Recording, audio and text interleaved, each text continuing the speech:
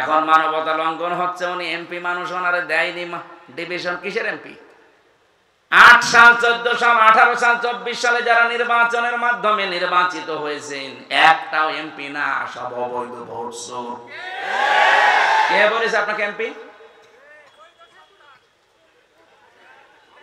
আসলে অবৈধ সন্তান এগুলো। তাছাড়া অবৈধ জিনিসকে আপনি বৈধ বলে চালিয়ে দিলেন তামাম দুনিয়ার কাছে যে আমরা নির্বাচিত হয়েছি। এত বড় মিথ্যা কথা বলেন কি করে বলেন?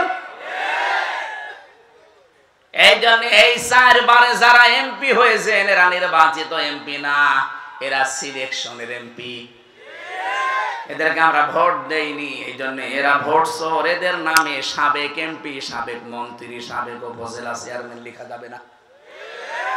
আর আমরা চাই যারা এতদিন দায়িত্বে ছিলেন 15.5 বছরে যত টাকা রাষ্ট্রের কাছ থেকে নিয়েছেন বেতন আর ভাতা হিসাবে সব টাকা ফেরত দেওয়া লাগবে, নয়তো আপনার কোনো মাপ নেই। আর আপনি এখন বসে বসে, এখন শুনলাম ভেতরে বসে তসবিহ টিপতেছে, আস্তাগফিরুল্লাহ, আস্তাগফিরুল্লাহ, আস্তাগফিরুল্লাহ। আপনার আস্তাগফিরুল্লাহ কিয়ামতের আগে কবুল হবে না, কারণ আপনি তো আল্লাহর কাছে অপরাধ করেননি, আপনি অপরাধ করেছেন হামজার কাছে। এই কথা বলছেন না কেন? এই জন্য অপরাধ যার কাছে স্বীকার করবেন তার কাছে। শুধু এতটুকুই না, স্বীকার করার পরে তার যে ক্ষতি হয়েছে এই ক্ষতিপূরণ তাকে দেবেন।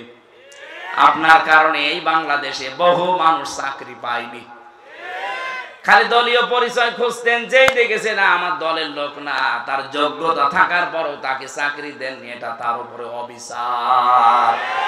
আপনি নিজে একটা অবৈধ চেয়ারে বসে আছেন, একটা বৈধ মানুষকে তার চেয়ারে বসতে দেন না। আপনার মতো এত বড় জালেম পৃথিবীতে আর নেই।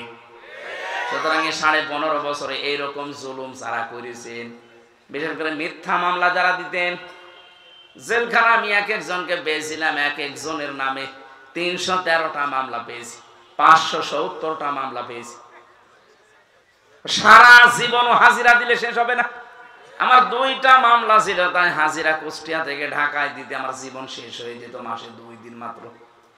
আর যার 313টা মামলা, 570টা মামলা, বলেন তো সে বাড়ি সেই বড়গোনা পাথরঘাটায় বাড়ি। তার জীবনটা আপনি কি করেছেন? নষ্ট করে দিয়েছেন। আর এখন বলছেন আস্তাগফিরুল্লাহ। আপনি কি আল্লাহর কাছে দোষ করেছেন? দোষ করেছেন তো এই লোকের কাছে। মিথ্যা মামলা এমন ভাবে দিয়েছেন ওই লোকটা আসলেও নিশ্চিন্তায় কিছু জানে না, এই জন্য তো ঘরে ঘুমিয়ে আছে। চোখ খুলে ঘুমের ঘরে দেখছে আদালতে হাজিরা দিচ্ছে। কি গো, আমি আদালতে কি করে এলাম? তুই গাছ কেটেছিস। কবে? স্বপ্নে। এটা চলছিল কিনা বলেন? আমাকে মানিয়ে বললাম কিছু? আমারটা নিজেরটা দেখেন, আমারে ধরে নিয়ে আসলো বাড়ি থেকে, ভালো মানুষ, আমি খাবার খাচ্ছি ওই সময় নিয়ে আসলো, অথচ পরের দিন পেপারে দিল না ওনারে চোরহাঁস থেকে নিয়েছে। পুরা মিথ্যা কথা। ওই থেকে যে শুরু হয়েছে একেবারে বের হওয়া পর্যন্ত পুরাটা মিথ্যা। মিথ্যার সাথে যারা জড়িত, আমার মামলার আয়ু থেকে একেবারে 2 বোন মিলে পালিয়েছে, ওই 2 জন সহ যারা যারা জড়িত, আমার একটাও মাফ করতে মনে চায় না যতদিন আপনি আমার এই ক্ষতিপূরণ না দেবেন। গত কয়েকদিন আগে এক ওসি সাহেব এসেছিল যে হুজুর মাফ করে দেন। মাফ করে দিলাম, টাকা ফেরত দেন। হ্যাঁ, আপনি আমার টাকাগুলো ফেরত দিয়ে দেন, আমার অসুবিধা নেই মাফ করতে, আমি এখনই মাফ করে দেব। টাকা আনি নাই। না, টাকা না আনলে হবে না। টাকা নিয়ে আনবেন না, মাফ করে দেবো। কি আর কে মারা জিনিস নাকি? আমার বাবার 32 লাখের উপরে টাকা গেছে এই 3.5 বছরে। ওই টাকাগুলো কই? আপনি আকিস গ্রুপের কাছ থেকে 35 লাখ টাকা নিয়েছেন, মালিক আমারে বলল। কয়েকদিন আগে আমি গিয়েছিলাম দেখা করার জন্য, বলছে হামসা আমার কাছে 35 লাখ চাইছে, আমি 32 লাখ অলরেডি দিয়ে দিয়েছি। এরপরও বলছে টাকা দেন। মনে হচ্ছে টাকা আমার কাছে পাই। কি করেছেন বলেন তো আপনি? এই মানবতা বিরোধী অপরাধ গুলো করার পরেও যাদের ভেতর থেকে অনুশোচনা আসে না, আরো আনন্দে থাকতেন যে আগে কি সুন্দর দিন কাটাইতাম, এরকম গান বলে না? আপনার ঈমান নেই, আপনি হজ করেন আর দরবেশের মতো দাড়ি রাখেন, আপনি একটা বেঈমান। এই অনুষ্ঠান যারা সাজিয়েছেন এই সুন্দরভাবে এই শীতের সময়, সবাইকে নিয়ে আমরা আল্লাহর দরবারে শুকরিয়া জানাই, আলহামদুলিল্লাহ। আমরা আনন্দিত, আজকে আমরা খুশি, কারণ এই আয়োজন কোরআনের সাথে। কিসের সাথে? কোরআন বাদ দিয়ে যদি শুধু হামজা আসতো, আসতেন আপনারা? না। قل بفضل الله وبرحمته فبذلك فليفرحوا هو خير مما يجمعون। নবী আপনি বলুন, তামাম দুনিয়া যা গেইন করে যাবে, যা কিছু অর্জন করে আনন্দ করে, এগুলো একটাও আনন্দের বিষয় না। এইদিকে তাকা, এগুলো একটাও আনন্দের বিষয় না। যা পেয়েছে মানুষ, যা পাবে সব অস্থায়ী, আজ আছে কাল নেই। আপনি কত বড় বড় মহারথীকে দেখতে পাচ্ছেন না? এখন মাথায় দড়ি দিয়ে তাদেরকে নিয়ে যাওয়া হচ্ছে, অসহায় হয়ে গেছে। আজকে আমি ফারুক খানের দিকে তাকালাম, কি অসহায় লোকটা, অথচ দা পড়ছিল কি তার? না, এই জন্যই তো আমি আসতে চাই না। ওরে ধরে পিটান না কেন? ওরে ধরে পিটান। মাথায় আমার হালকা তার কাটা আছে, ছাতা।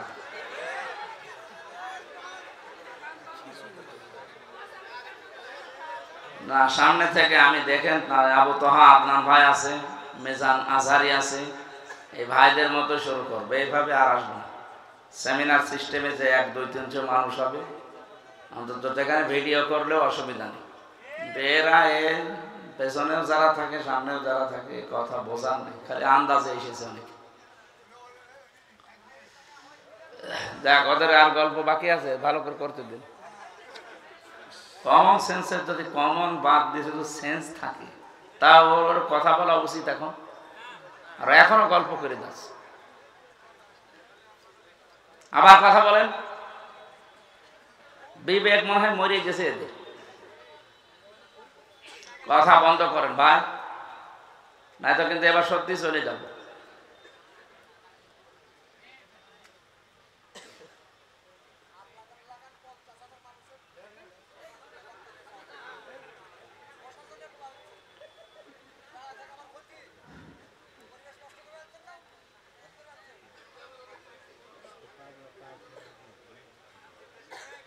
হচ্ছে না, এখনো হয়নি। একেবারে নিস্তব্ধ হওয়া লাগবে। আল্লাহর ঘোষণা শুনতে হবে, চুপ থাকতে হবে। চুপ থাকলে কথা আসে কোত্থেকে?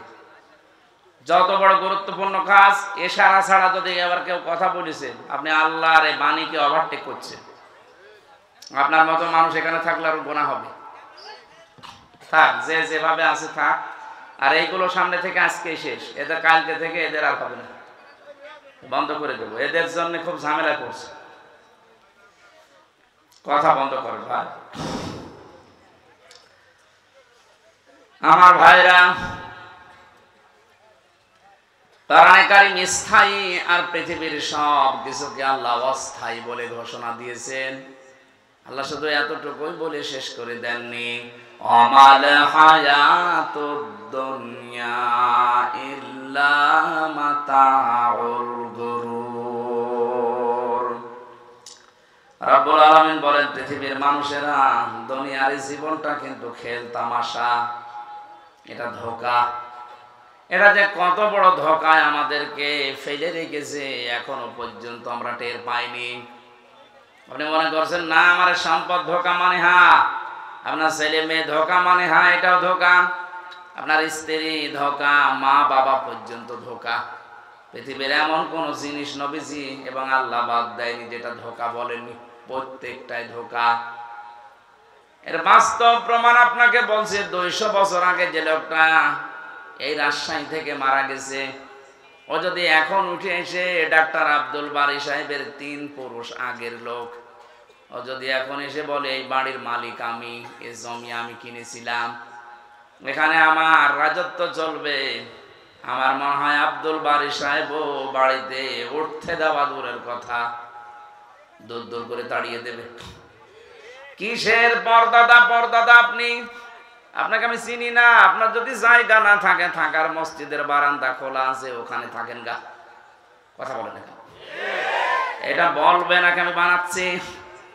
এইটাই বাস্তব। 200 বছর আগে ওনার পূর্বপুরুষ যারা চলে গেছে, আমি তো 3 পুরুষের নাম জানি। আমার বাবা রিয়াজউদ্দিন, ওনার বাবা জাহান আলী, ওনার বাবা নুমাজউদ্দিন, এরপরে আমি জানি না। তার মানে 4 নাম্বার যিনি, উনি যদি এখন এসে, কি আমার নাম জানা নেই, মনে নেই, উনি যদি এসে বলে হামজা, এই যে হালসা কুষ্টিয়ার এই ভিটাটা আমি কিনেছিলাম, এটা আমার বাড়ি, আমার মনে হয় আমার জীবন থাকতে ওনারে আমি উঠতে দেব না। আপনি ভণ্ডামি কথাবার্তা বাদ দেন। যদি থাকতেই হয়, গ্রামে মসজিদ আছে, বারান্দায় রাতটা থেকে সকালে ফোটেন, আপনার এখানে কোনো জায়গা নেই। এই হচ্ছে দুনিয়া। কথা বলে না কেন? এই ধোঁকায় পড়ে থেকে যদি আমার বিশাল আখিরাতটা নষ্ট হয়ে যায়, আমার মতো পাগল এ পৃথিবীতে আর কেউ নেই। আমি নিজে সহ যারা এসেছি, আমরা যারা পাগলামি না করি, আমরা সবাই পাগল হয়ে আছি।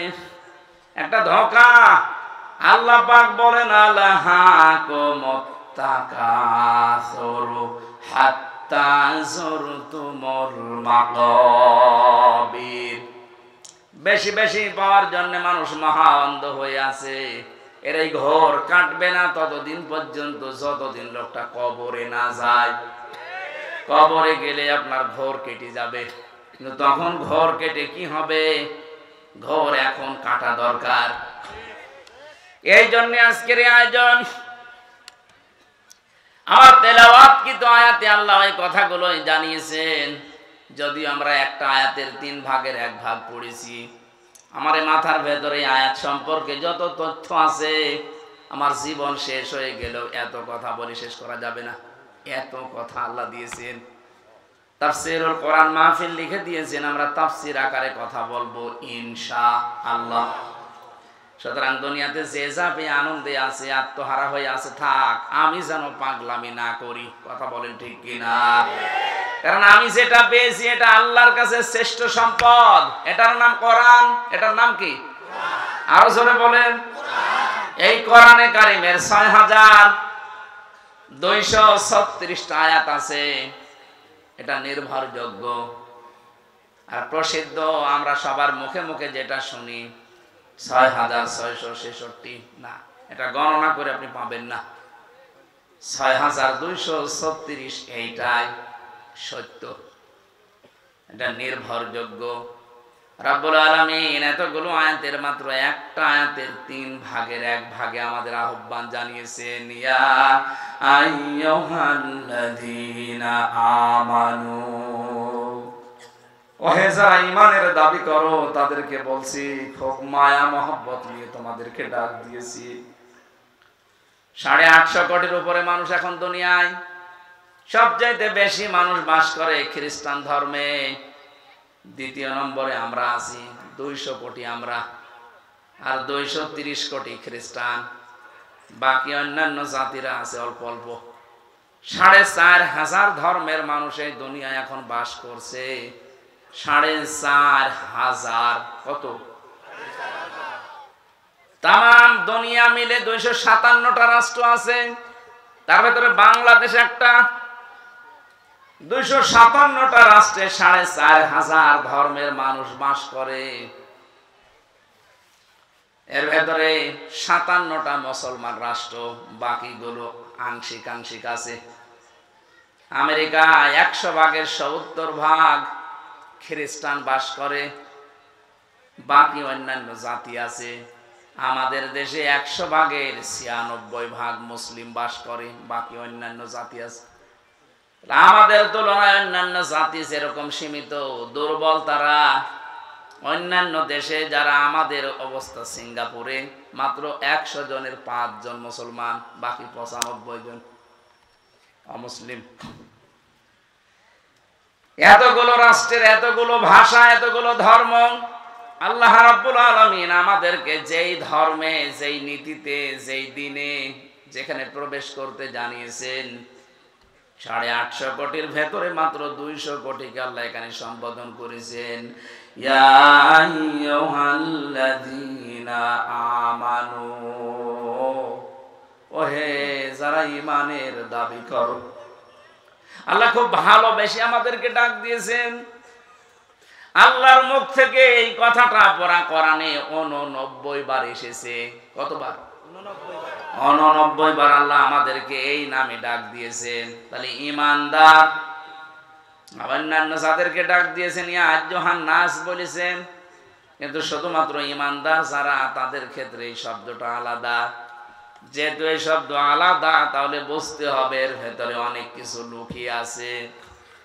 আমরা যারা এই 200 কোটি মুসলিম দাবি করি, ঈমান আছে দাবি করি, আসলে আমার ঈমান আছে কিনা এটা আমি কিভাবে টের পাবো? বড় জুব্বা আমার মতো গায়ে দিলে, সুন্দর টুপি মাথায় দিয়ে, হাতে তসবিহ নিয়ে, বুকের ভেতরে কোরআন নিয়ে, আমার ঈমান আছে না?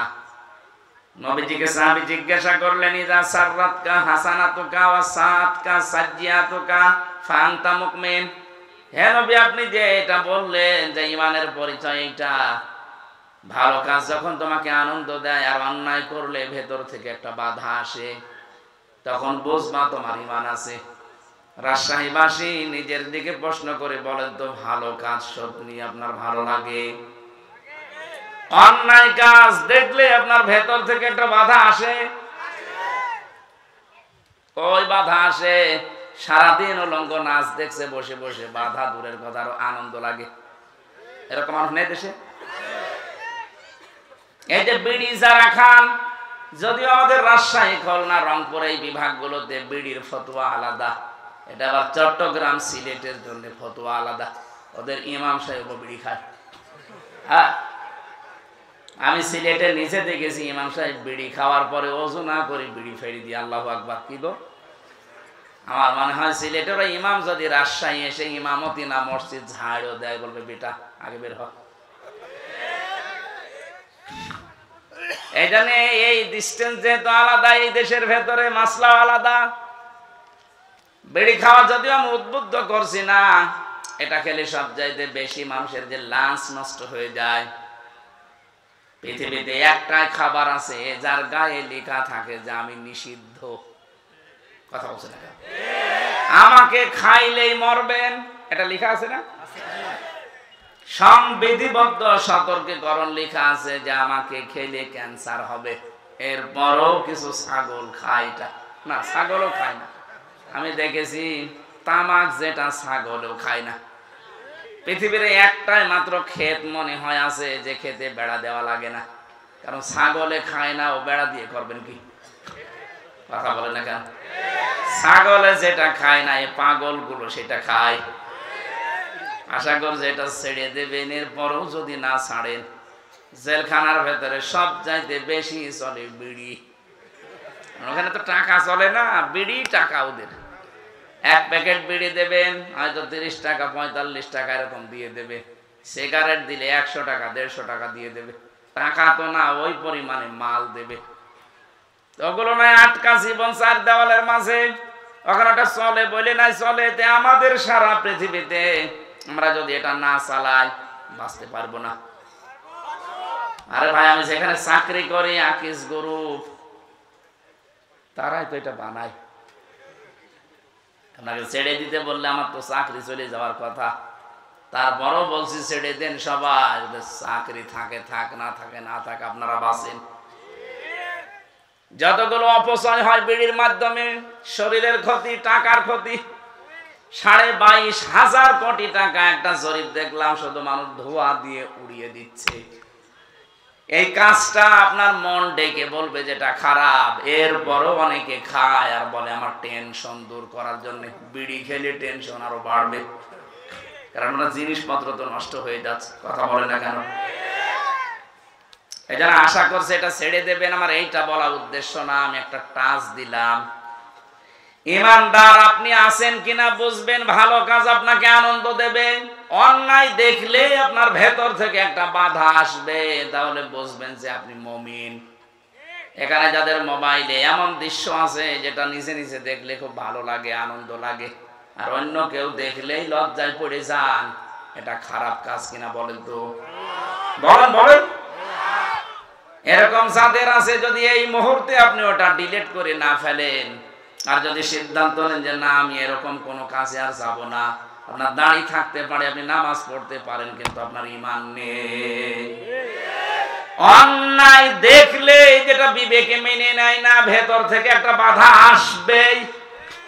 কিন্তু 15.5 বছরে অন্যায় দেখার পরও দেখলাম অনেকের বাধা আসে নাই, আর আনন্দে করেছে। বিশেষ করে আয়না ঘরের সাথে যারা জড়িত, মানবতার সাথে এত জুলুম পৃথিবীতে জাহিরি যুগেও হয়নি। এত বড় বড় নখ হয়ে যায় এক একজনের, এত বড় বড় নখ হয়ে যায়, চুল দাড়ি গো মনে হচ্ছে জঙ্গল থেকে বেরিয়ে আসছে, এইরকম দৃশ্য ওই জায়গায়। ওখানে যারা দায়িত্বে ছিলেন, আমার মাঝে মাঝে মনে হতো আল্লাহ এদের কি মা বাবা নেই, ছেলে মেয়ে স্ত্রী নেই, এরা বাইরে যে সংসার করে কি করে? অন্তত এখানে যারা দায়িত্ব পালন করে দেয়, এগুলোকে মানুষ কত কঠিন অন্তরের মানুষেরা বলেন তো। একটা মানুষকে 2 দিন 5 দিন না, বছর 8 বছর 10 বছর 14 বছর একটা ঘরের ভেতরে তালাবদ্ধ করে রেখেছেন। ঘর মানে কি? কবর। মাটির নিচে একদিকে, এদিকে 3.5 হাত, এদিকে 1.5 হাত। এই অবস্থার সৃষ্টি যারা করেছিলেন, তারা মানবতা লঙ্ঘন করেননি। আলেমদের মাথায় দড়ি দিয়ে, পায়ে ডান্ডা বেড়ি দিয়ে, হাতে পেছনে আবার হ্যান্ডকাপ বেঁধে নিয়ে যেতেন আদালত, তখন মানবতা লঙ্ঘন হয়নি। আর এখন পলক সাহেবকে নাকি ডিভিশন দেয়নি, এই জন্য ওনার মানবতা লঙ্ঘন হচ্ছে। কোথায় ছিলেন আপনি উকিল সাহেব? আমার মতো হামসাকে 3টা বছর যোগাযোগ বিচ্ছিন্ন রেখেছিল জঙ্গিদের ভেতরে, 24 ঘন্টা তালাবদ্ধ করে রেখেছিল ফাঁসির ওই কন্ডেম সেলে। কত কারারক্ষীকে দিয়ে খবর পাঠিয়েছিলাম, কই কোথায় ছিলেন আপনি? এখন মানবতা লঙ্ঘন হচ্ছে। উনি এমপি মানুষ, ওনারে দেয়নি ডিভিশন। কিসের এমপি? 8 সাল, 14 সাল, 18 সাল, 24 সালে যারা নির্বাচনের মাধ্যমে নির্বাচিত হয়েছেন, একটাও এমপি না, সব অবৈধ ভোট চোর। কে বলেছে আপনাকে এমপি? আসলে অবৈধ সন্তান এগুলো। তাছাড়া অবৈধ জিনিসকে আপনি বৈধ বলে চালিয়ে দিলেন তামাম দুনিয়ার কাছে যে আমরা নির্বাচিত হয়েছি। এত বড় মিথ্যা কথা বলেন কি করে? বলেন। এই জন্য এই 4 বারে যারা এমপি হয়েছেন, এরা নির্বাচিত এমপি না, এরা সিলেকশনের এমপি। এদেরকে আমরা ভোট দেইনি, এই জন্য এরা ভোট চোর। এদের নামে সাবেক এমপি, সাবেক মন্ত্রী, সাবেক উপজেলা চেয়ারম্যান লেখা যাবে না। আর আমরা চাই যারা এতদিন দায়িত্বে ছিলেন, 15.5 বছরে যত টাকা রাষ্ট্রের কাছ থেকে নিয়েছেন বেতন আর ভাতা হিসাবে, সব টাকা ফেরত দেওয়া লাগবে, নয়তো আপনার কোনো মাপ নেই। আর আপনি এখন বসে বসে, এখন শুনলাম ভেতরে বসে তসবিহ টিপতেছে, আস্তাগফিরুল্লাহ, আস্তাগফিরুল্লাহ, আস্তাগফিরুল্লাহ। আপনার আস্তাগফিরুল্লাহ কিয়ামতের আগে কবুল হবে না, কারণ আপনি তো আল্লাহর কাছে অপরাধ করেননি, আপনি অপরাধ করেছেন হামজার কাছে। এই কথা বলছেন না কেন? এই জন্য অপরাধ যার কাছে, স্বীকার করবেন তার কাছে। শুধু এতটুকুই না, স্বীকার করার পরে তার যে ক্ষতি হয়েছে, এই ক্ষতিপূরণ তাকে দেবেন। আপনার কারণে এই বাংলাদেশে বহু মানুষ চাকরি পায়নি, খালি দলীয় পরিচয় খুঁজতেন, যেই দেখেছে না আমার দলের লোক না, তার যোগ্যতা থাকার পরও তাকে চাকরি দেননি, এটা তার উপরে অবিচার। আপনি নিজে একটা অবৈধ চেয়ারে বসে আছেন, একটা বৈধ মানুষকে তার চেয়ারে বসতে দেন না। আপনার মতো এত বড় জালেম পৃথিবীতে আর নেই। সুতরাং 15.5 বছরে এইরকম জুলুম যারা করেছেন, বিশেষ করে মিথ্যা মামলা যারা দিতেন, জেলখানা আমি এক একজনকে পেয়েছিলাম, এক একজনের নামে 313টা মামলা পেয়েছি, 570টা মামলা পেয়েছি। সারা জীবনও হাজিরা দিলে শেষ হবে না। আমার 2টা মামলা ছিল, তাই হাজিরা কুষ্টিয়া থেকে ঢাকায় দিতে আমার জীবন শেষ হয়ে যেত মাসে 2 দিন মাত্র। আর যা 313টা মামলা, 570টা মামলা, বলেন তো সে বাড়ি সেই বড়গোনা পাথরঘাটায় বাড়ি। তার জীবনটা আপনি কি করেছেন? নষ্ট করে দিয়েছেন। আর এখন বলছেন আস্তাগফিরুল্লাহ। আপনি কি আল্লাহর কাছে দোষ করেছেন? দোষ করেছেন তো এই লোকের কাছে। মিথ্যা মামলা এমন ভাবে দিয়েছেন ওই লোকটা আসলেও নিশ্চিন্তায় কিছু জানে না, এই জন্য তো ঘরে ঘুমিয়ে আছে। চোখ খুলে ঘুমের ঘরে দেখছে আদালতে হাজিরা দিচ্ছে। কি গো, আমি আদালতে কি করে এলাম? তুই গাছ কেটেছিস। কবে? স্বপ্নে। এটা চলছিল কিনা বলেন? আমাকে মানিয়ে বললাম কিছু? আমারটা নিজেরটা দেখেন, আমারে ধরে নিয়ে আসলো বাড়ি থেকে, ভালো মানুষ, আমি খাবার খাচ্ছি ওই সময় নিয়ে আসলো, অথচ পরের দিন পেপারে দিল না ওনারে চোরা হাঁস থেকে নিয়েছে। পুরা মিথ্যা কথা। ওই থেকে যে শুরু হয়েছে একেবারে বের হওয়া পর্যন্ত পুরাটা মিথ্যা। মিথ্যার সাথে যারা জড়িত, আমার মামলার আয়ু থেকে একেবারে 2 বোন মিলে পালিয়েছে, ওই 2 জন সহ। যারা যারা জড়িত আমার একটাও মাফ করতে মনে চায় না, যতদিন আপনি আমার এই ক্ষতি পূরণ না দেবেন। গত কয়েকদিন আগে এক ওসি সাহেব এসেছিল, হুজুর মাফ করে দেন। মাফ করে দিলাম, টাকা ফেরত দেন। হ্যাঁ, আপনি আমার টাকাগুলো ফেরত দিয়ে দেন, আমার অসুবিধা নেই মাফ করতে, আমি এখনই মাফ করে দেব। টাকা আনি নাই। না, টাকা না আনলে হবে না। টাকা নিয়ে আনবেন না, মাফ করে দেবো। কি আর কে মারা জিনিস নাকি? আমার বাবার 32 লাখের উপরে টাকা গেছে এই 3.5 বছরে। কই টাকাগুলো কই? আপনি আকিস গ্রুপের কাছ থেকে 35 লাখ টাকা নিয়েছেন, মালিক আমারে বলল। কয়েকদিন আগে আমি গিয়েছিলাম দেখা করার জন্য, বলছে হামসা আমার কাছে 35 লাখ চাইছে, আমি 32 লাখ অলরেডি দিয়ে দিয়েছি, এরপরও বলছে টাকা দেন। মনে হচ্ছে টাকা আমার কাছে পাই। কি করেছেন বলেন তো আপনি? এই মানবতা বিরোধী অপরাধ গুলো করার পরেও যাদের ভেতর থেকে অনুশোচনা আসে না, আরো আনন্দে থাকতেন যে আগে কি সুন্দর দিন কাটাইতাম। এরকম গান বলে না? আপনার ঈমান নেই, আপনি হজ করেন আর দরবেশের মতো দাড়ি রাখেন, আপনি একটা বেঈমান। এটা না আপনার জন্য আজকের ওয়াজ না। আল্লাহ আমাদেরকে ডাক দিয়েছেন যাদের ঈমান আছে, যাদের ভালো কাজ দেখলে আনন্দ লাগে, অন্যায় দেখলে ভেতর থেকে একটা বাধা আসে, একটা প্রতিবন্ধকতা সৃষ্টি হয়। আমি জানি এরকম মানুষ এখানে আছে। এদেরকে আল্লাহ ডাক দিয়ে বলেন, উদখুলু ফিস-সিলমি কাফা, তোমরা প্রবেশ করো ইসলামে পরিপূর্ণভাবে। এখানে আমার আলেম জাতি থাকে, প্রশ্ন হচ্ছে সিনের ওপরে জবর দিয়ে যদি আপনি পড়েন তাহলে সালমন হয়। সালমন মানে শান্তি। সালমন মানে শান্তি। সিনের নিচে জের দিয়ে পড়লে হয় সিলমন। সিলমন মানে ইসলাম। সিলমন মানে কি? আল্লাহ কিন্তু ডাক দিয়েছেন ইমানদারেরা তোমরা শান্তিতে প্রবেশ করো। না ইসলামে না, না এখানে শান্তিতে চলো। সালমন তো আল্লাহ দেয়নি, সিলমন দিয়েছেন।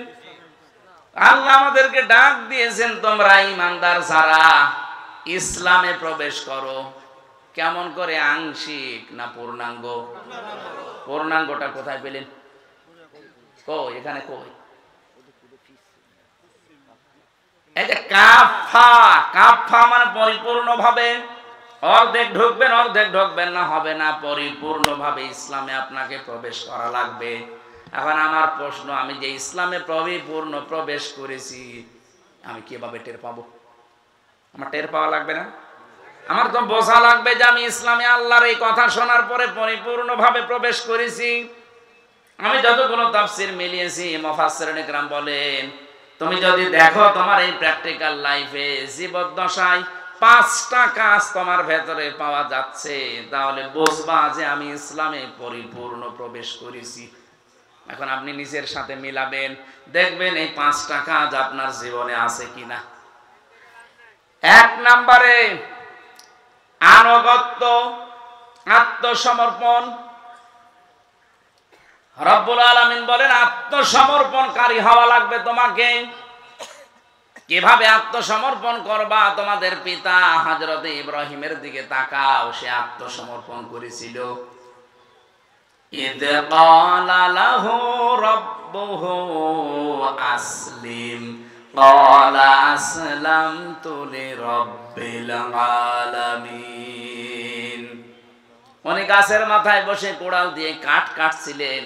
আল্লাহ বলেন, ইব্রাহিম আত্মসমর্পণ করো। উনি বললেন, আল্লাহ এখানে বসে গাছের মাথায় কি করে? বলে, খাতনা করো।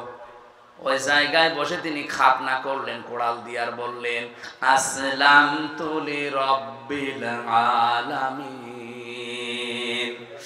মহাবিশ্বের প্রতিপালক আল্লাহর সামনে আমি আত্মসমর্পণ করলাম। এখান থেকে শিক্ষা কি? হযরত ইব্রাহিম আমাদের জাতির পিতা, তিনি দুনিয়াতে জীবিত থাকা অবস্থায় 50টা পরীক্ষা দিয়েছিলেন। কয়টা? এর 50 নাম্বার পরীক্ষা এটা। মানে খাতনা পর্যন্ত করেছেন। যখনই আল্লাহ বলেছেন আত্মসমর্পণ, কি দিয়ে করব? যা আছে তাই দিয়ে। কি ছিল ওই সময়? কোড়াল ছিল। ওইটা দিয়ে কি কাটবে? বলে, হ্যাঁ খাতনা করো। খাতনার ভেতরে অনেকগুলো উপকার আছে। আর অন্যান্য ধর্মের যারা খাতনা করে না, ওরা বিজ্ঞান পড়াশোনা করার পরে, স্বাস্থ্য বিজ্ঞান জানার পরে দেখছে না এটা রোগ হয়। শেষ পর্যন্ত চুরি করে দেখা যায় অনেক হিন্দু খাতনা করে ফেলে। আমার যিনি ছিলেন সেলার দেবদুলাল, ওরে দেখলেই মানুষ বলতো ফুল হাতা। ও কি? আর আমরা কথা বলছো না কেন? আমরা কি বলেন তো? হাফ হাতা। আমরা কি? ওরা ছিল ফুল হাতা।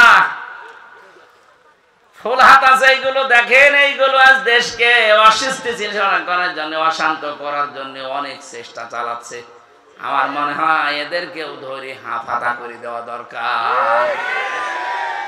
আমরা যারা হাফ হাতা আছি তাদের দ্বারা কিন্তু কোনো সমস্যা হচ্ছে না। ফুল হাতা যেগুলো, এরা মাঝে মাঝে কাদের কল কাটিতে যেন ইশারায় যেন উলট পালট চেষ্টায় আছে। এই চিন্তা ভাবনা থেকে বের করার জন্য এদেরকেও হাফ হাতা করে দেওয়া লাগবে। হযরত ইব্রাহিমের সুন্নাত এইটা, এখান থেকে শুরু হয়েছে খাতনা করা। আমরা অনেকে মনে করি এটা না করলে মনে হয় মুসলমান হবে না। না করলে মুসলমান হবে না তা না। এটা ইব্রাহিম আলাইহিস সালাম নিজে দেখিয়েছেন যে আমার নিজের বলতে আর কিচ্ছু ছিল না। আল্লাহ গাছের মাথায় বসেও বলেছিল করো, আমি তাই করে ফেলেছি।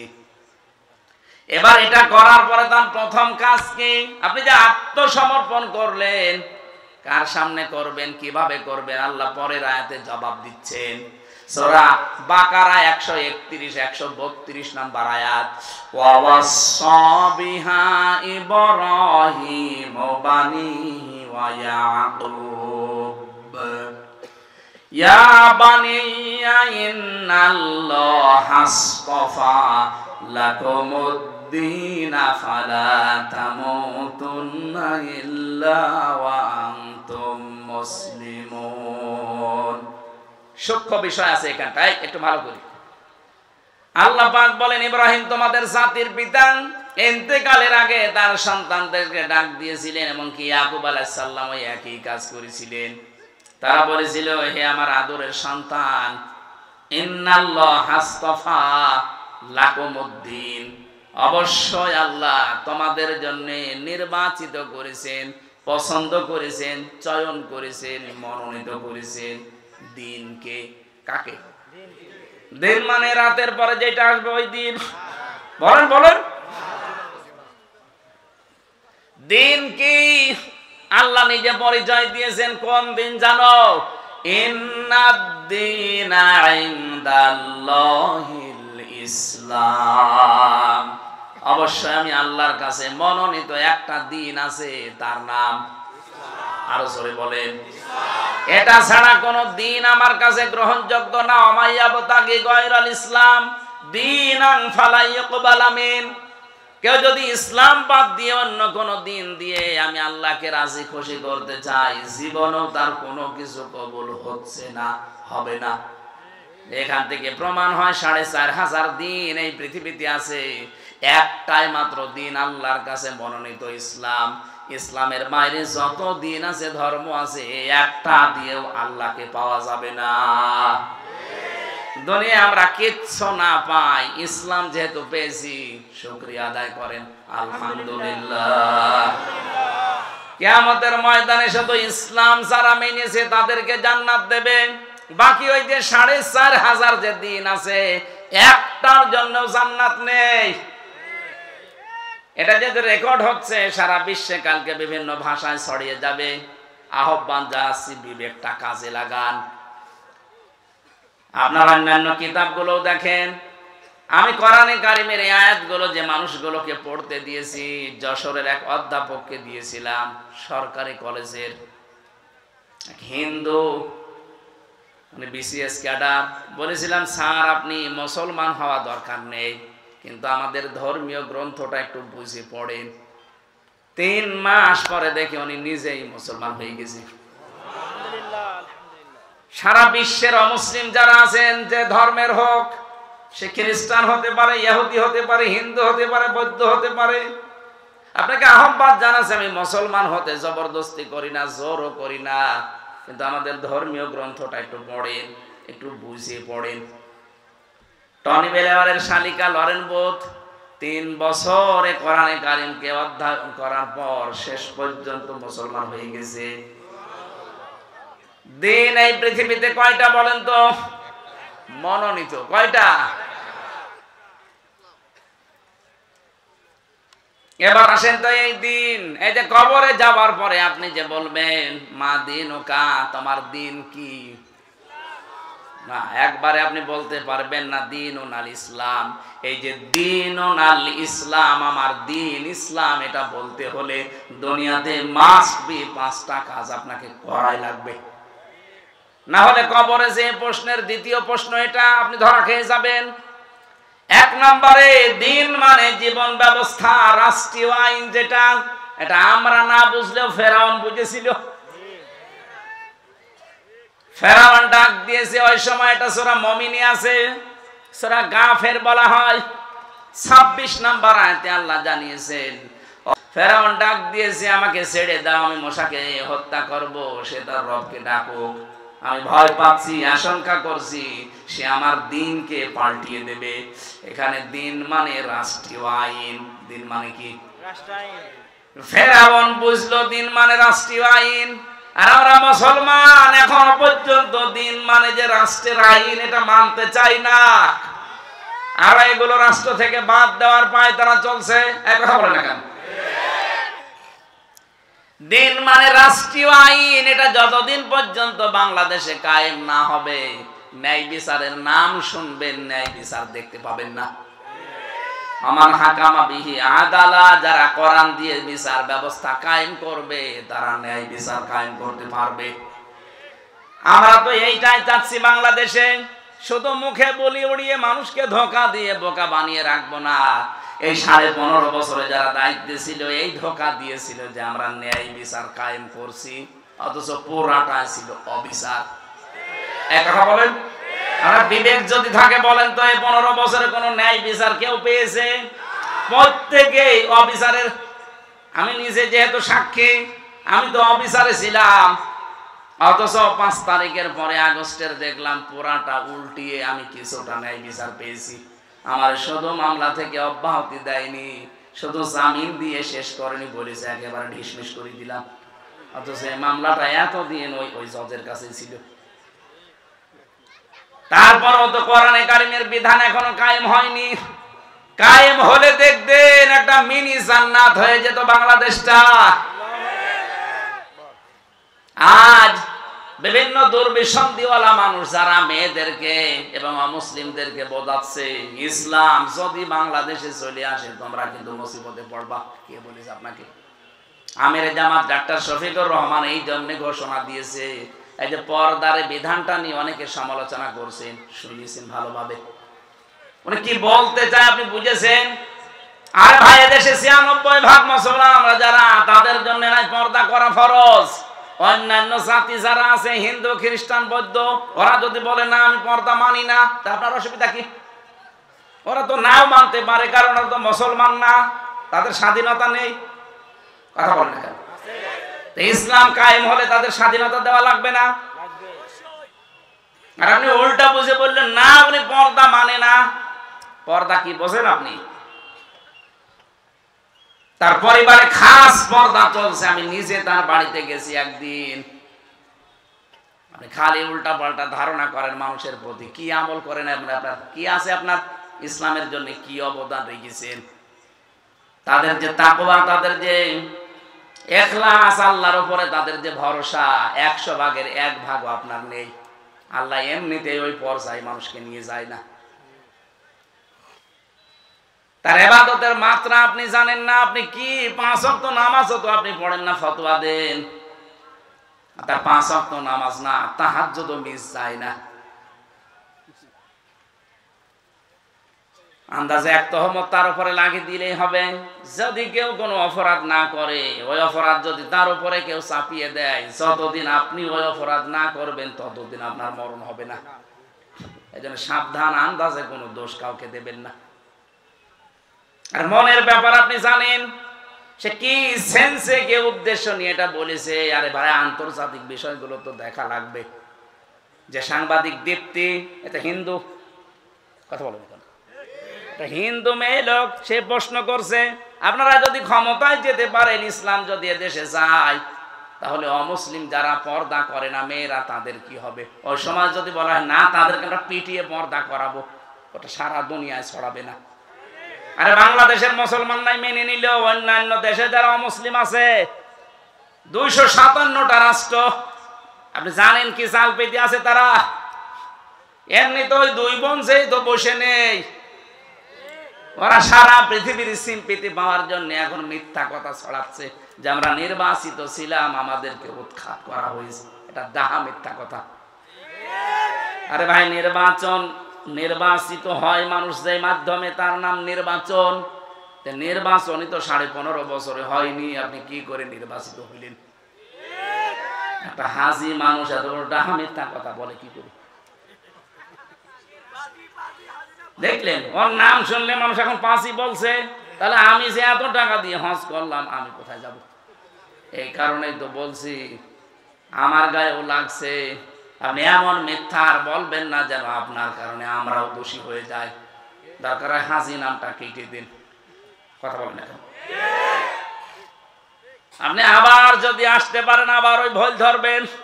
বিশাল এক পট্টি মাথায় দিয়ে, হাতে তসবিহ নিয়ে হাজি নামটা ব্যবহার করে বলবেন আমি ওমরা করে আসলাম। আপনারা এবারের মতো আমারে সুযোগ দেন। এই ডাহা মিথ্যা কথা এ দেশের মানুষ বহুদিন প্রতারিত হয়েছে, এখন আর হবে না। নবীজির হাদিস মনে রাখবেন, লা ইউফলিহা কওমুন আলাউ আমরাহুম ইমরাতুন, বুখারী শরীফের হাদিস। নবীজি বলেন, ওই জাতি কখনো সফল হচ্ছে না, হবে না, যে জাতির নেতৃত্বে কোনো মহিলা বসে আছে। এই জন্য 53 বছর নেতৃত্ব যারা দিচ্ছে, আর আমাদের কপাল পুড়ে গেছে, নষ্ট হয়ে গেছে। আমরা এমন মানুষকে সামনে নিয়ে নেতৃত্বে বসিয়েছি যে মানুষ নেতৃত্বে যাওয়াই জায়েজ নেই। সুতরাং আমরা সাবধান হব, কোনদিন যেন আমাদের এই দেশে কিয়ামতের আগে কোন মহিলা নেতা হতে না পারে। পুরুষ মানুষ আসুক, সে চাচা এরশাদের মতো হোক, তাও ভালো। কথা বলছেন এখন? দরকার সকালে এক কথা বলবে, বিকালে এক কথা বলবে, তারপরও ভালো। মেয়ে লোক আসতে পারবে না। আপনি তাকান না কেন আমেরিকার দিকে? জাতে মাতাল হলো, তাহলে ঠিক আছে। আজ পর্যন্ত তারা কোন মহিলাকে চেয়ারে বসায়নি। এক কথা বলছেন না? অথচ নারী অধিকার নিয়ে তারা দেখেন মুখ ফাটাচ্ছে, বুক ফাটাচ্ছে। কমলা হ্যারিস কি মহিলা? তারে দেয়নি, দিয়েছে ট্রাম্প। সে যাই হোক তারে দেবে, সে পুরুষ মানুষ। কথা বলছেন এখন? আমরা তো এই পাগলামি এখনো পর্যন্ত সারতে পারি না। এখন মনে হয় সারবে। সামনে কোন মহিলা আসতে পারবে না এই দেশে। আপনি যদি আমেরিকার নীতি নিয়ে চলতে চান, সেটা করেন না কেন? তারা যেমন মহিলাকে সামনে রাখে না, আপনিও রাখতে পারবেন না। আমরা চাই যারা রাজনীতি করছেন, আপনি আপনার দলকে বলেন যে ভাই আমি রাজনীতি করছি, করব, কিন্তু মেয়ে লোক যেন সামনে না আসে। লা ইউফলিহা কওমুন আলাউ আমরাহুম ইমরাতুন, কখনো ওই জাতি সফল হচ্ছে না, হবে না। নবীজি গ্যারান্টি দিচ্ছে কোনোদিন মিথ্যা হতে পারে না। আমরা কার ভরসায় আছি? উনি এখনো পর্যন্ত যদি বলে আমি আসতেছি লিস্ট করে রাখো, আপনি আসবেন কি করে? আপনাকে তো চেয়ারে বসানো জায়েজ নেই। কথা বলে না কেন? আমি এটা বলতাম না, বলছি এই কারণে মিথ্যা কিছু তথ্য ফেসবুকে মানুষ ছড়িয়ে বিভ্রান্ত ছড়াচ্ছে। গত পরশুদিন আমি ছিলাম সেই মৌলভীবাজার, ওখানকার এসপি সাহেব আমাকে বলছিলেন যে কথাটা মানুষকে জানাবেন, ফেসবুকের কোন তথ্য নিয়ে মানুষ যেন আন্দাজে উন্মাদনায় না ভোগে। এটার দ্বারা বিশৃঙ্খলা তৈরি করেছে মানুষ এই মিথ্যা তথ্য দিয়ে। এগুলো অধিকাংশ ছড়াচ্ছে বাইরের এই দাদা বাবুদের দেশে কিছু মানুষ আছে তারা। কয়েকদিন আগে সিঙ্গাপুরে, মালয়েশিয়া, যে হোটেলে যেখানে উঠি দেখি আল্লাহর ওলি বেরিয়ে আসছে। কি গো, দোয়া করেন। 5 তারিখের আগেই ওরা পালিয়ে ওখানে বসে আছে। যে হোটেলে গেছি দেখি 2-4 জন আল্লাহর ওলি আছে। কি করবে এখন? 3 মাস 4 দিন হয়ে গেল, কোল কিনারা পারছে না।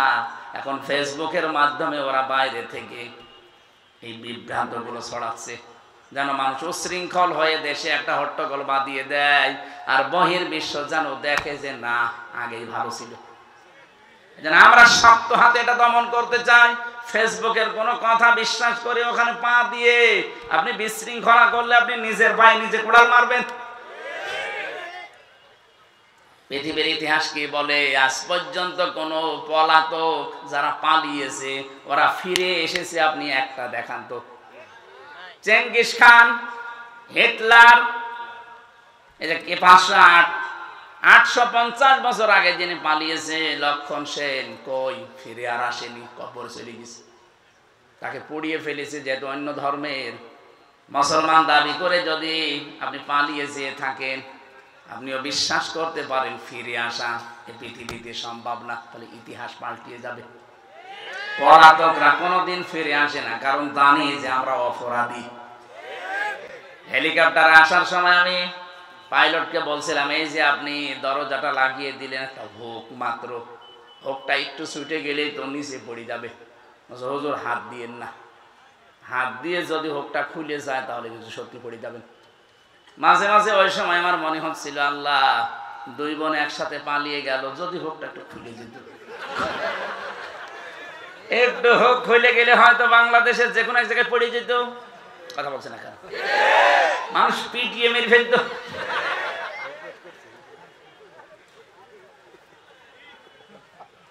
এবার প্রশ্ন আসতে পারে, নবীজি পালিয়ে গেল, উনি আবার ফিরে আসলো, এটা কি হবে? হ্যাঁ, এবার শোনেন সূরা কসস 85 নম্বর আয়াত।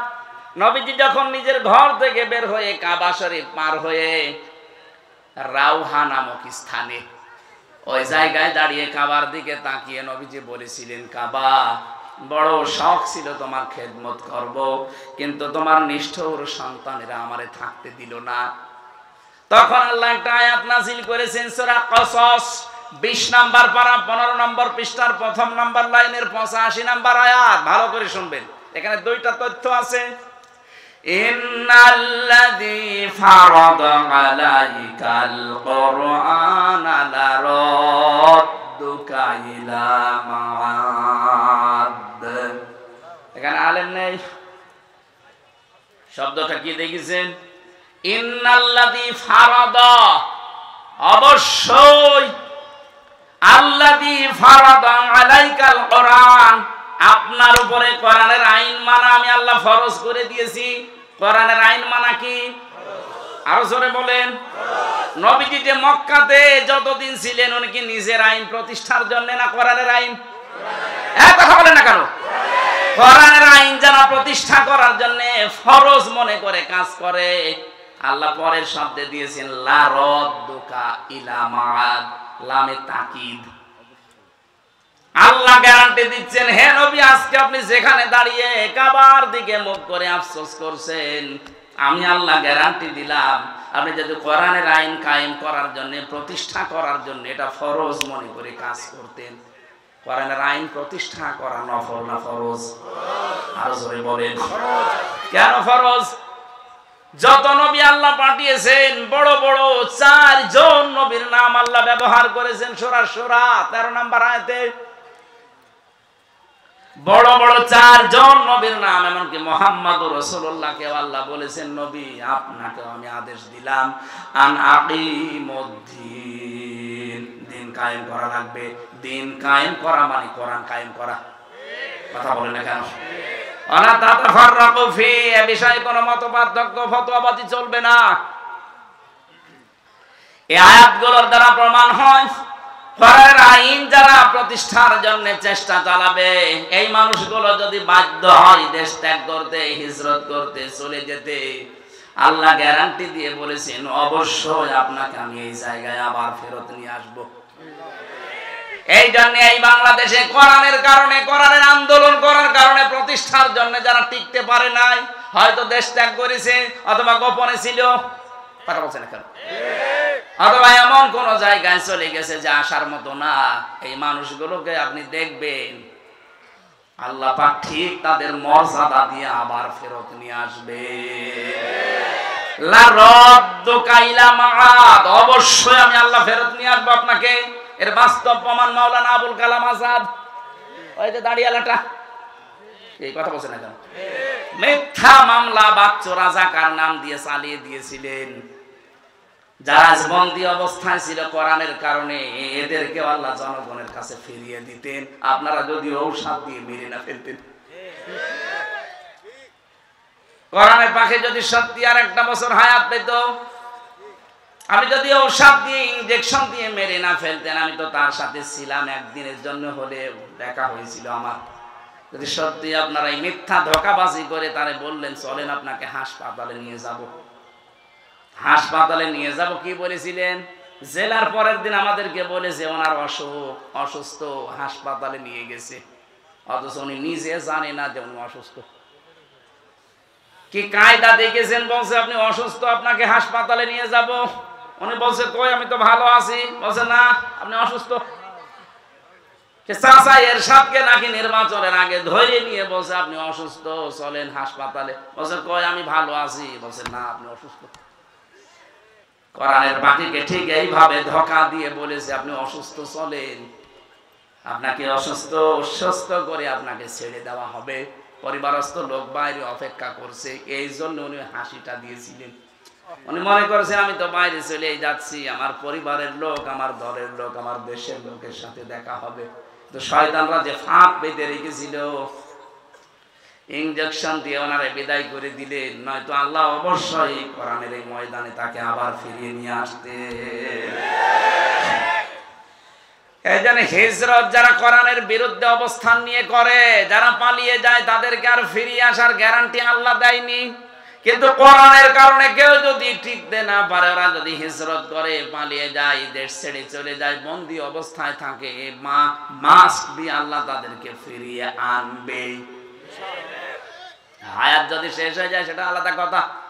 নবীজির যেহেতু হায়াত শেষ হয়নি, 13 বছর অত্যাচারিত হওয়ার পরে বিদায় নিয়েছিলেন হিজরত করে, কিন্তু আল্লাহ আবার সসম্মানে 10 বছর মদিনার রাষ্ট্র প্রধান করে নিয়ে এসেছে। বলেন তারে যদি 13 বছর অত্যাচারের পরে 10 বছর রাষ্ট্র ক্ষমতা দিতে পারে, আমরা 15 বছরের অধিক নির্যাতিত, দেশটার ভেতরে জেলখানার মতো ছিলাম আমরা প্রত্যেকেই। আমাদের তো আর মনে হচ্ছে 2 বছর বেশি হয়ে গেছে। আল্লাহ আমাদেরকেও 10 বছরের জন্য দেশটা হাতে তুলে দাও। নবীজিকে যদি দিতে পারে, নবীর উম্মত যারা, তাদেরকে আল্লাহ দেবে না? বলেন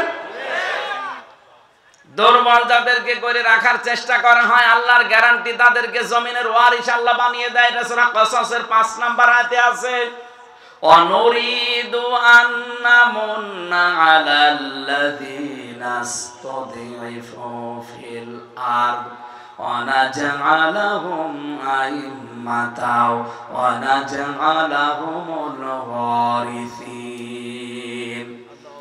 ফেরাউন যে দলটাকে কণ্ঠাসা করে রেখেছিল, দুর্বল করে রেখেছিল, অপমান অপদস্থ করত, আমি আল্লাহ ইচ্ছা করলাম ওই দলটার উপর একটু অনুগ্রহ করি। আমি আল্লাহ এমন অনুগ্রহ করেছি, আমি জমিনের শাসন ক্ষমতা তাদেরকে নেতা বানিয়ে দিয়েছি, এবং ওই জমিনের মালিক আমি আল্লাহ উত্তরাধিকারী বানিয়ে দিয়েছি। এরা যদি আল্লাহ হাজার হাজার বছর আগে করতে পারে, ওনার শক্তি এখন আর নেই। বলেন বলেন, মাস্ট বি, উনি আমাদেরকে দেখাবে। কোরআন আমরা 100 ভাগ বিশ্বাস করি। কেন দেখাবে? অনুমাক্কিনা লাহুম ফিল আরদ, জমিনে আমাদেরকে আল্লাহ ক্ষমতা দেবেন। ও নুরিয়া ফিরআউনা ওয়া হামানা ওয়া জুনুদাহুমা মিনহুম মা কানু ইয়াহজারুন। আল্লাহ পাক বলেন, ফিরআউন, হামান এবং তার সৈন্যদেরকে আমি দেখাতে চাই, যারা সবচাইতে বেশি ভয় করত মুসার দলকে, তাদেরকে আমি ক্ষমতা দিয়ে দিয়েছি। এই 53 বছরে সবচাইতে বেশি প্রত্যেক জালেম এবং মুনাফিকরা ভয় পায়। না জানি যাদেরকে বেশি কোণঠাসা করে রাখলাম তারা আবার ক্ষমতায় চলে আসে কিনা। আল্লাহ পাক মনে হচ্ছে আমাদের উপরে এখন মনন করেছে। আগস্টের 5 তারিখের আগে আপনি জরিপ দেখেছেন, মাত্র 100 জনের 15 জন মানুষ চাইতো এদেশে ইসলাম কায়েম হোক।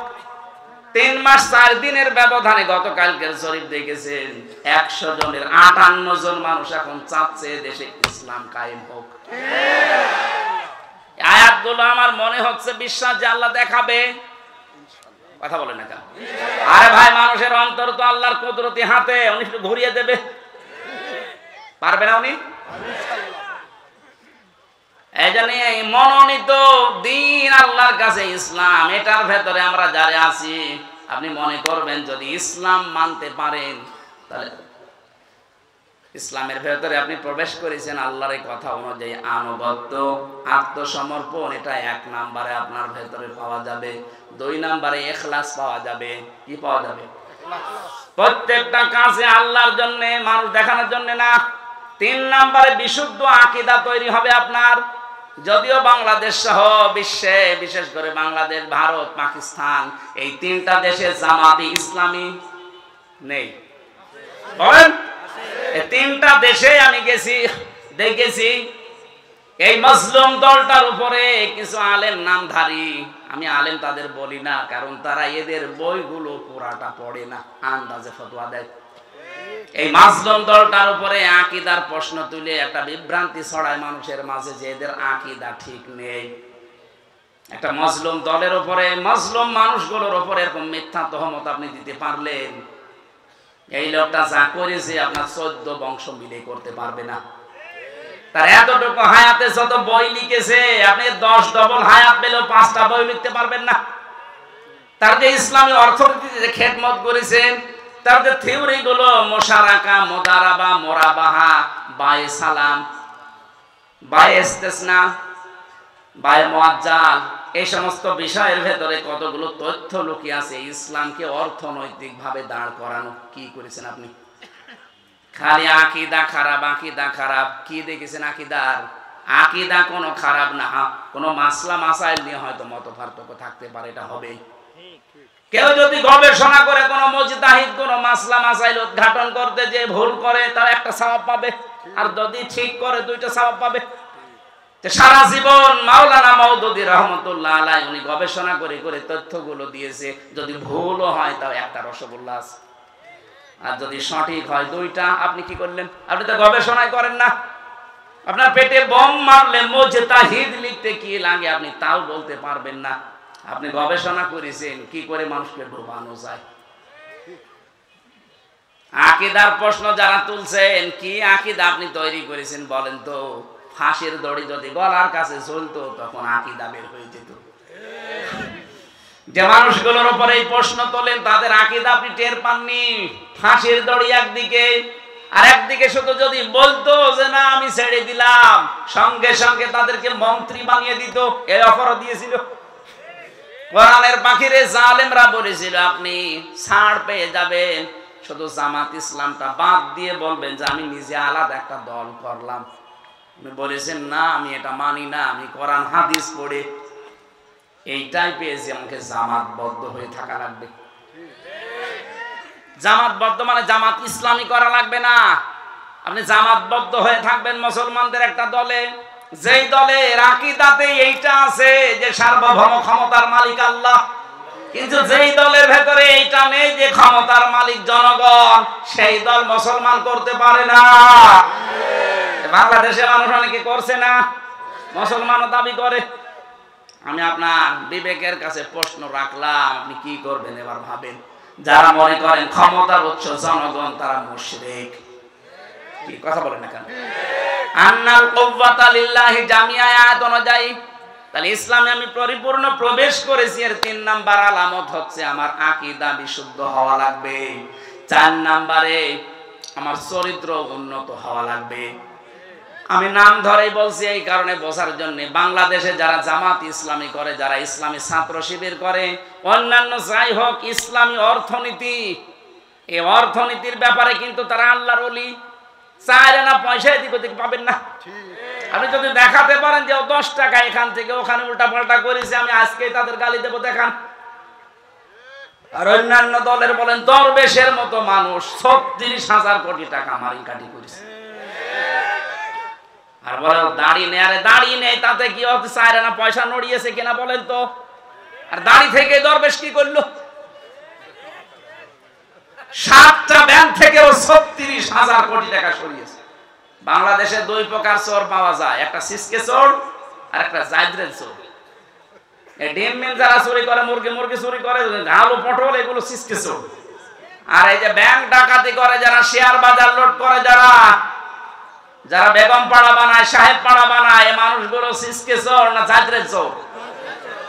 হাত কাটার কথা কি সিসকে চোর না জায়দ্রেল চোরের? যারা অভাবে চুরি করে, অভাব দূর করে স্বভাব ভালো করে দাও। আর যারা স্বভাবে চুরি করে, সাক্ষ্য প্রমাণ ধরা পড়লে হাত কেটে দাও। এটা যদি আজকে সত্যিই কোরআনের বিধানটা থাকতো, সূরা মায়েদার 38 নম্বর আয়াতটা, বাংলাদেশে যে কয়টা ধরা পড়েছে একটাও হাত এখানে থাকার কথা না, সব ঝুলে থাকতো। এক কথা বলেন না কেন? বাংলাদেশ চোর মুক্ত হয়ে যেত এমনি। এজন্য উন্নত চরিত্রের বেলায় এই জায়গা ছাড়া আর কোনো আপোষ নেই। কারণ উন্নত চরিত্র বানাতে ট্রেনিং দেওয়া হয়। আপনি আসেন 6 মাস একটু থাকেন, আপনার চরিত্র উন্নত হয়ে যাবে। চুরি কি জীবনে আপনার ভেতরে আর আসবেই না। 5 নাম্বার লেনদেনে স্বচ্ছ থাকা। আপনার লেনদেন স্বচ্ছ আছে? কোন দোকানে বাকি করলে জীবনে আর দোকানের সামনে দিয়ে যায় না, অন্যদিকে ঘুরে যায়। লেনদেন করছেন। এই 5টা বিষয়। 1 নম্বরে আত্মসমর্পণকারী, 2 নম্বরে আপনাদের মনে নেই কিছু? কি বললাম বলেন? হ্যাঁ, ইখলাস লাগবে প্রত্যেকটা কাজে। 3 নম্বরে বিশুদ্ধ আকীদা অর্জন করা লাগবে, বিশ্বাস। 4 নম্বরে চরিত্র করা লাগবে উন্নত। 5 নম্বরে লেনদেন আপনি স্বচ্ছ থাকবেন। আল্লাহ বলেন এই 5টা আলামত যার ভেতরে দেখতে পাবে, সে যেন মনে করে যে আমি ইসলামে পরিপূর্ণ প্রবেশ করেছি। আমরা যারা এসেছি এই 5টা কাজ দুনিয়ায় আদায় করার তৌফিক দেন, আমিন। আল্লাহুম্মা আমিন। লা ইলাহা ইল্লা আনতা সুবহানাকা ইন্নী কুনতু মিনাজ জালিমিন। রব্বুল আলামিন, সারাটা জীবন অপরাধ করে জীবনটা নষ্ট করে ফেলেছি। আমাদের হাত ওঠায় কথা বলতে ভয় করে, লজ্জা করে। জীবনের অপরাধের দিকে তাকিও না, তোমার রহমতের দিকে তাকাও। জিন্দেগীর গুনাহগুলো মাফ করে দাও রব্বুল আলামিন। আমি যেভাবে আরম্ভ করেছিলাম, সারা রাত বললেও মানুষ যেত না। সামনে তাহাজ্জুদের নামাজ, ফজরের নামাজ কর্মজীবনের জন্য আমরা শেষ করে দিয়েছি। যতটুকুই বলেছি আল্লাহ জীবনে আমল করার তৌফিক দাও। সওয়াবগুলো নবীজির রওজায় পৌঁছিয়ে দাও। এই বিশাল আয়োজনে যারা শ্রম দিল আল্লাহ, এই রাজশাহীর মানুষগুলোকে ওমরের মতো কবুল করে দাও। সম্মানিত মা বোনদেরকে মঞ্জুর করো। অসুস্থ হয়ে আছি, এখনো পর্যন্ত আমি শেফায়ে কামেলা জেলা পাইনি। আল্লাহ তুমি আমাকে আগের অবস্থায় আবার ফিরিয়ে দাও। যতটুকুই বলেছি আমার ইমান থেকে বলেছি আল্লাহ, আমি সহ প্রত্যেককে এগুলো মেনে চলার সুযোগ দাও। এলাকায় মাটির নিচে যারা ঘুমিয়ে আছে, কবরটা জান্নাত বানিয়ে দাও। আল্লাহুম্মা গফিরলি ওয়ারহামনি ওয়াহদিনি ওয়াফিনি ওয়ারযুকনি ইয়া রাব্বাল আলামিন। আল্লাহ, বাংলাদেশের পরিচিত একজন আলেম মাওলানা একেএম এনামুল হক শাফি, আমার কুষ্টিয়ার গর্বিত সন্তান, আজকে দুপুর বেলা ইন্তেকাল করেছে। আল্লাহ তুমি তাকে মাফ করে দাও। তার সারা জীবনের দিন প্রচারের দায়ী, আল্লাহর কাজগুলো কবুল করো। মানুষ হিসাবে যদি অন্যায় কিছু করে আল্লাহ তুমি মাফ করে দাও। মাওলানা এনামুল হক শাফিকে আল্লাহ তুমি কবরে জান্নাত দিয়ে দাও। তার ছেলে মেয়ে, শোক সন্তস্ত পরিবার যারা আছে আল্লাহ তাদেরকে ধৈর্য ধারণ করার তৌফিক দাও। তার স্ত্রীও কবরে আছে, আল্লাহ তুমি মেহেরবানি করে তার স্ত্রীকেও মাফ করে দাও। আমি আবার বলছি, আমার কুষ্টিয়ার কৃতি সন্তান আলেমে দ্বীন, সারা বাংলার প্রিয় মুফাসসিরে কোরআন মাওলানা এনামুল হক শাফি, আল্লাহ তুমি তাকে জীবনের মতো মাফ করে দাও। আমরা একটা অভিভাবক হারিয়ে ফেললাম, কোরআনের পাখিও হারিয়ে ফেলেছি, আল্লাহ তুমি তাকে কবরে মাফ করে দিও। কখন কার কাছে আজরাইল পাঠিয়ে দাও জানি না, আসলেই যেন বলতে পারি লা ইলাহা ইল্লাল্লাহু মুহাম্মাদুর রাসূলুল্লাহ।